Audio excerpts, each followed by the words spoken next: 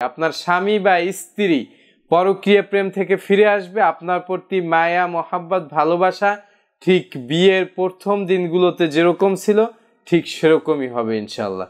তদবিরটি অত্যন্ত সহজ, দুটি কাজ করতে হবে। একটি হচ্ছে আপনাকে বাজারে গিয়ে এক দরে সরিষার তেল ক্রয় করতে হবে এবং এক দরে মিষ্টি ক্রয় করতে হবে। আপনি যেই কাজটি করবেন, একটা জায়গায় সরিষার তেলের মুখটা খুলে রাখবেন এবং মিষ্টির প্যাকেটটা খুলে তারপরে সেখানে আপনি যেই কাজটি করবেন তা হচ্ছে সূরাতুল বাকারার 165 নম্বর আয়াত, যা আমি পরে শোনাচ্ছি সুন্দর করে তেলাওয়াত করে, সেই আয়াতখানা আপনাদেরকে প্রতি 3 বার পাঠ করে, প্রতি 3 বার আয়াতখানা পাঠ করে একবার করে ফু দিতে হবে। এরকম করে আপনি 5 বার রিপিট করবেন। অর্থাৎ কি দাঁড়ালো, আপনি টোটাল আয়াতখানা পাঠ করবেন 15 বার। এই 15 বারের প্রতি 3 বারের মাথায় একবার আপনি আপনার সরিষার তেল এবং মিষ্টান্ন দ্রব্যে আপনি ফু দিবেন।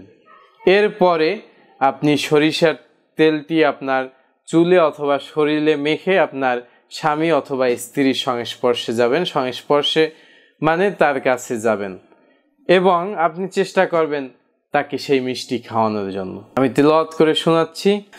আউযু বিল্লাহি মিনাশ শাইতানির রাজিম। বিসমিল্লাহির রহমানির রহিম। ওয়া মিনান নাসি মান ইয়াত্তাখিযু মিন দুনিল্লাহি আনদাদান يحبونهم كحب الله والذين آمنوا أشد حبا لله ولو يرى الذين ظلموا إذ يرون العذاب أن القوة لله جميعا وأن الله شديد العذاب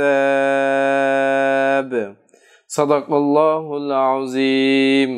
প্রিয় দর্শক শ্রোতা, আপনারা সুন্দর করে এই আয়াতখানা মুখস্থ করবেন এবং তদবিরটি পরিচালনা করবেন।